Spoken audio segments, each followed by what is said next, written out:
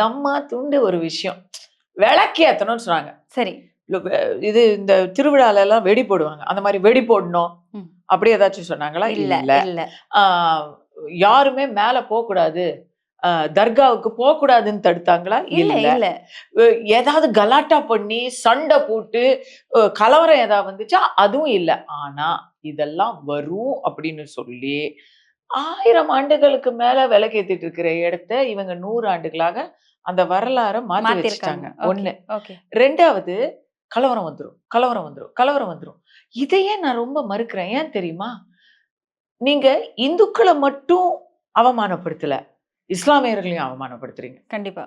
அதாவது கலவரம் வந்து ஒருத்தங்க கலாட்டா பண்றாங்கன்னா 2 பேரு 2 கை தட்டினா தான் ஓசை.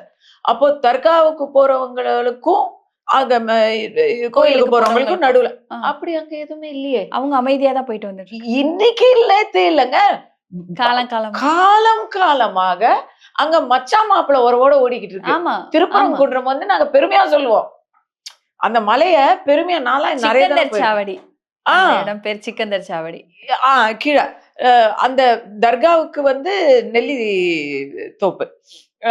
அங்க வந்து நாங்க பெருமையா, ஏன்னா சின்ன வயசுல அந்த ஏர்போர்ட் பக்கத்துல தான் இருக்கு. திருப்பரங்குன்றம் வந்து மதுரை ஏர்போர்ட் பக்கத்துல இருக்கு. சோ போகும்போதெல்லாம் நம்ம போவோம். கீழ முருகன், மேல சிவன், அதுக்கு மேல தர்கா, இப்படி எல்லாமே ஒரே இடத்துல இருக்கு. சமணப்படுக்கையும் இருக்கு.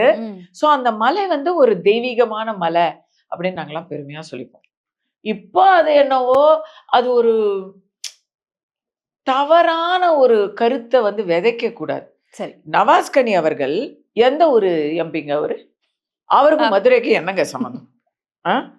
அவர் எதுக்கு அங்க வந்து பிரியாணி திங்கணும்? தேவையில்லாத விஷயம். முஸ்லிம் பேட்டையில தான் விருந்து வைப்பாங்க. எப்பவுமே அங்கதான் விருந்து நடக்கும். திடீர்னு புதுசா என்னைக்கும் இல்லாத பழக்கமா அண்டை மாநிலத்துல இருந்து 4 கூப்பிட்டுட்டு அவங்களுக்கு எல்லாம் தெரியாது. அவங்க எல்லாம் புதுசு. இங்க இருக்கிற லோக்கல் முஸ்லிம்ஸ் செய்ய மாட்டாங்க. இவங்களையெல்லாம் பக்கத்து மாநிலத்துல இருந்து கூட்டிட்டு வந்து ஒரு இயக்கத்தினர், ஒரு இஸ்லாமிய இயக்கத்தினர் தான். ஆனா நான் எல்லா இஸ்லாமியர்களையும் சொல்லல.